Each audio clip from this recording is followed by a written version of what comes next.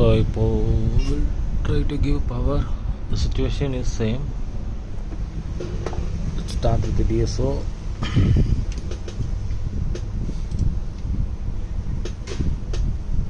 So this is my 5 volt PWM is okay, and my output is okay, and this is my 3 volt,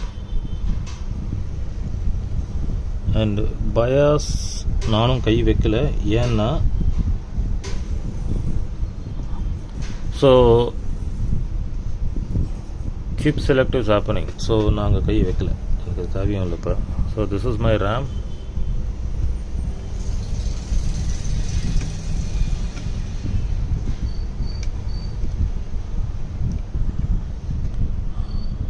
battery section check பண்ணணும்னு அவசியம் இல்லை.